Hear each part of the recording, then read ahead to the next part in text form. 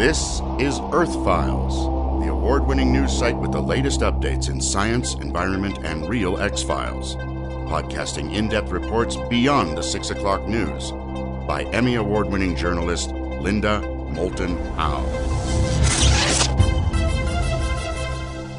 Nearly every year for a decade, I have interviewed Gerald Celente, publisher and editor of the Trends Journal in Rhinebeck, New York, about upcoming trends in the new year. When we talked on December 21st, 2007, about trends in 2008, Gerald said, quote, "In 2008, we're going to see some major giant financial firms fall as they get hit by an economic 9/11. Watch for when one of the big firms crashes, like a big bank. That's going to be the first signal. But even bigger than that, much bigger, like a Bank of America. Not the B of A necessarily, but of that caliber," unquote. Then 9 months later, on September 15th, 2008, I interviewed Gerald Celente again after his forecast had come true and the American banks, mortgage companies, Fannie and Freddie, and the economy were falling apart at a rapid rate. For the first time, Earthfiles asked, are we facing a depression like 1929? Gerald Celente told me in that interview, quote, "This is a classic Titanic situation in the sense that what we saw with the Fannie and Freddie bailouts and the Bear Stearns bailouts and now the AIG request for more than $40 billion more dollars from the federal government is just like the Titanic, where the rich and affluent were given the lifeboats and the rest of the people went under from steerage. The rich and powerful are too big to fail. The rest of us are too small to save," unquote. A month later, on October 17th, 2008, after accelerating bank and other company failures on top of massive home foreclosures in the United States, Gerald Celente and I did an update after the American government bought $250 billion in ownership of United States banks and authorized nearly $1 trillion be spent to bail out Wall Street, including a bailout of the world's largest insurance company, AIG.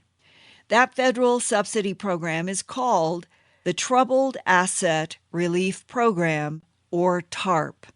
Gerald Celente told me that the massive government subsidy of the financial sector was subsidizing the greed and incompetence that caused the economic collapse in the first place. Gerald summed up the financial chaos this way, quote, "This Wall Street bailout is really taxation without representation," unquote.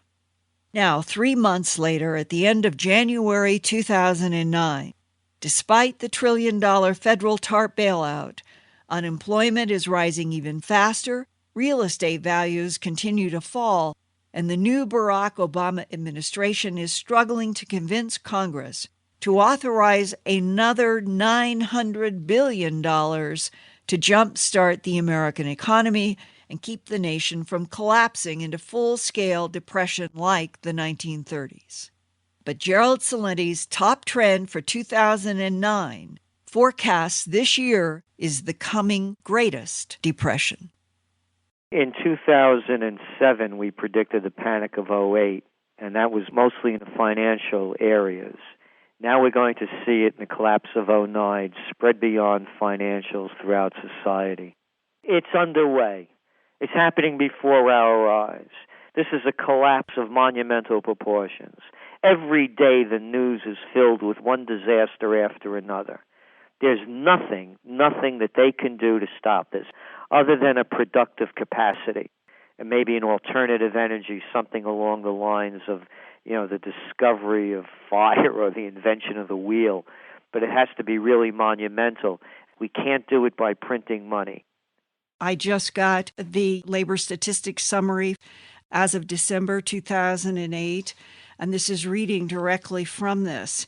In December, the number of unemployed persons increased by 632,000 to 11.1 million, and the unemployment rate rose to 7.2%. What do you project will happen with this unemployment rate through 2009? Well, there's a figure called the total unemployment rate. That rate that you read does not include people that have been discouraged, that can no longer find a job, they've given up, and people that are working part-time that would like full-time work. When you put that number together, we're looking at 13.7%. We're going to see by the time this is over, and we don't know when it will be over, we're going to see unemployment numbers rival that of the Great Depression, probably around 22 to 27%. They're calling this a great collapse because you're going to start seeing two factors take place very shortly. One is going to be the collapse in the retail sector. It's already estimated that about 150,000 stores, retail shops, are going to close. Both chain stores and smaller stores are going to close in 2009. That adds, of course, to the unemployment, but it would also add greatly to the commercial real estate glut. If you thought the subprime problem was bad, wait till you see this one. Commercial real estate is much more heavily leveraged than even in the subprime sector. And then we look at the collapse already in the financial sector. We saw Wachovia, we saw IndyMac and Washington Mutual, Bear Stearns, Merrill Lynch, Lehman Brothers, either get gobbled up or go under. And all the bond companies, names people don't know. The point being, who is going to take up all of that commercial space, the business parks that they've emptied? The answer in both retail and in the office space, the people that are going to take over that vacant space is nobody. You're going to see a glut of real estate that we've never seen before. Ghost malls are going to be spreading around the country. So now that's where the collapse really happens, because how are these people that leveraged all of this commercial real estate going to service these loans? The answer is they're not. We're going to be moving into the greatest depression.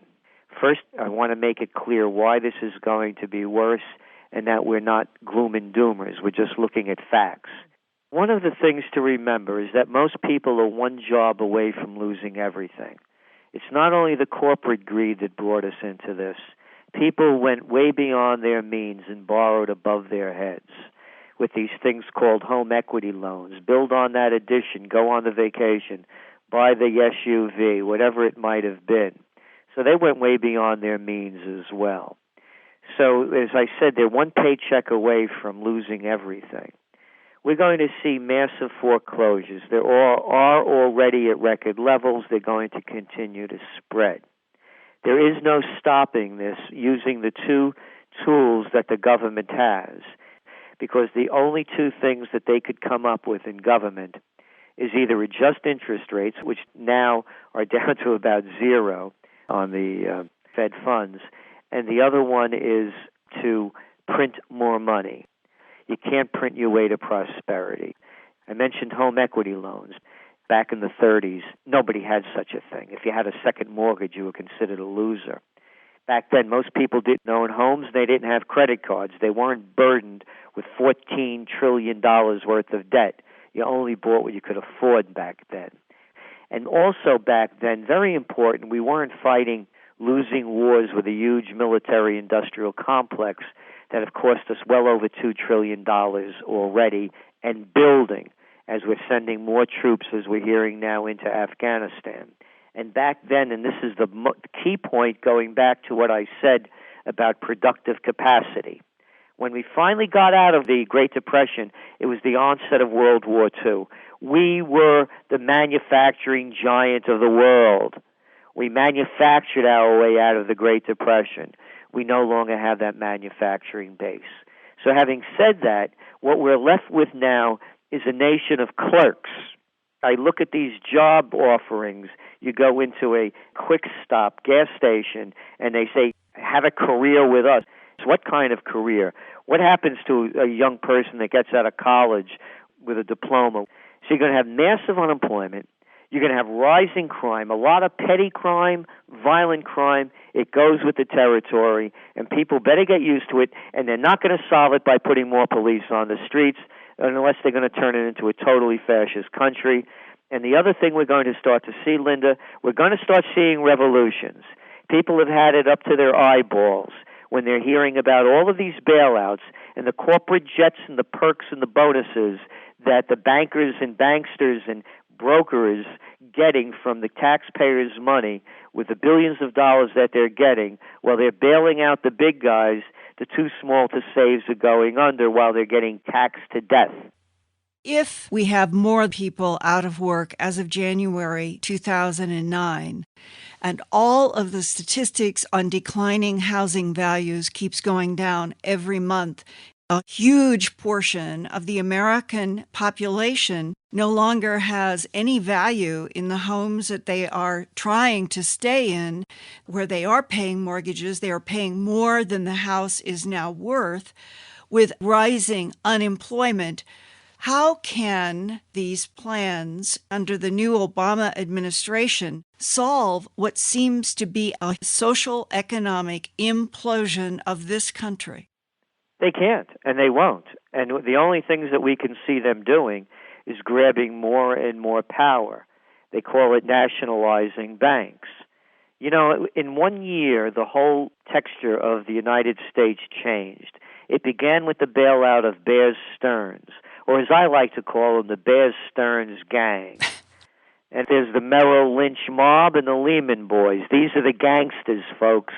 You know, as an Italian-American, I've heard enough mafia stories for the rest of my life. If you want to look at the mafia, you go to Wall Street. And Wall Street's hijacked Washington. Just as they created the too big to fails, now they're going to create other kind of banking institutions. They'll call them nationalized. So what we're seeing is the takeover of free enterprise in this country. And it's happening worldwide. And when we talk about this financial meltdown, it's very important to understand this is a global meltdown. There's riots in Iceland, Latvia, Lithuania, Greece. This is just the beginning. Where is the leverage point by any American taxpayer to change anything about the United States government now? Well, the only leverage point is that, as we say, we're going to see revolts, and among those are going to be tax revolts. You're going to start seeing them happening. The values of houses have gone down, but yet each year when the values were going up, they would raise the assessment, and you would have to pay more money. So now are they going to devalue? Are they going to ask for less taxes? Well, not here in New York. They were asking us for 7% increases. So in reality, they should be lowering taxes. They're not. The whole face of America has changed. We now own, the people, the largest insurance company in the world, AIG. We own big pieces of banks. We own auto companies. We own the largest mortgage companies. Some people are calling it socialism. You could even call it fascism.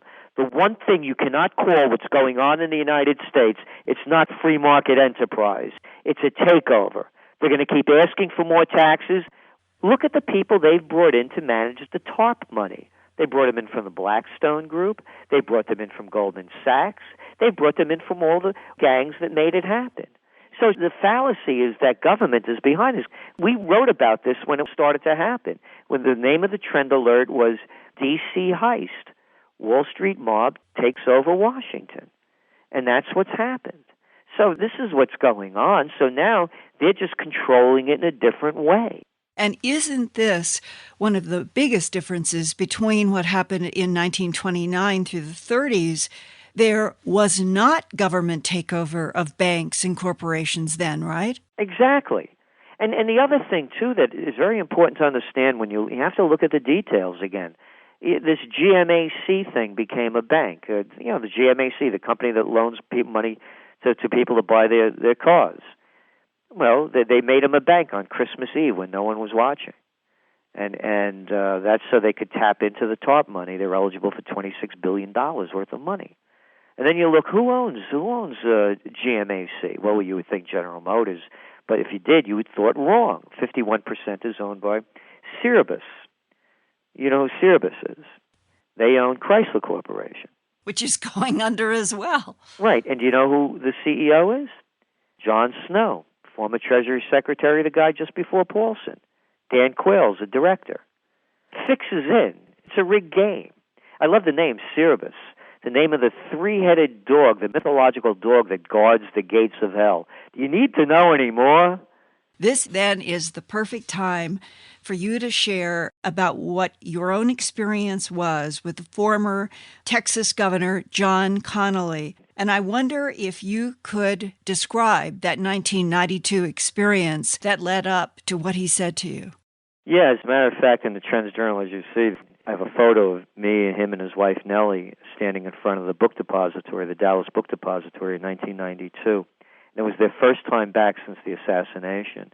And he had wanted to meet me because in one of my previous books, Trend Tracking, that I wrote in the 80s, I had predicted a new third party, and someone like Ross Perot would be the kind of candidate. Why I mentioned his name, I'll never know. But anyway... You were right. Yeah, I know. I don't know how I came up with his name, but I did. And so that day after lunch, and he started telling the story of what happened that day, and he explained that, he heard a gunshot, and he said, I knew it was a gunshot, because I've been hunting since I was a little boy, and was wearing a dark blue suit that day, and I looked over to my left, and there were brains on my shoulder. He said, I know there were brains because my daddy was a butcher. On the way back in the car, we got out of the limousine, and we're walking back into the Anatole Hotel. He stopped me, and he looked at me, and he said, I know your heart's in the right place. I read your book, and it's a fine piece of work. He said, but you don't have a clue what's going on. And neither do the American people. In the government. Yeah. He said, you don't have a clue what's going on. He said, neither do the American people. Because if they did, there'd be a revolution in this country. And this is a guy, as we all know, he was the governor of Texas. He was Treasury Secretary under Nixon. And this guy was on the inside. And this is 1992. And we look at the levels of corruption now. I mean, there's not a state that doesn't have a crooked politician making the news. I stood there for a second. He walked away from me. And I had been a political atheist before that. And I had been in government. I was the assistant to the secretary of the New York State Senate. I ran a mayoral campaign in Yonkers at a graduate school. I had been around enough. And when he said that, I was stunned for a second, but it confirmed everything that I believed. And now I think the time for the revolution is going to happen, the one he was talking about, because now people know. If the people only knew, now the people know. They're getting robbed blind in broad daylight. We're telling people to really take this very seriously. The ship is sinking. Don't spend any extra money that you don't have. If your kid's in college and he's not going to get a job or she's not going to get a job with the degrees that they have, don't go deeper into debt, either them or yourself, to keep this going. Pull the plug on it now. Don't buy anything above your means. Support anything locally that you can. And go out and have a good time. We're not telling people to hide in cocoons. That's crazy. Go out and enjoy yourself. You only live once. But do it within your means. Regardless of what the government and the corporations are Exactly. doing. Life goes on, Let's remember, during the Depression, it was the hottest, happiest music that anybody'd ever known. It was swing time. People got dressed up and they had a good time. And we could do that again. So, don't let the government control your life. Thanks for listening to this Earthfiles podcast from the edges of science, environment, and real X-Files. Go to www.earthfiles.com to see more than 1,000 Earthfiles reports with photographs, drawings, and documents. And visit Earthfiles every day, every week for new reports and new podcasts. That's www.earthfiles.com.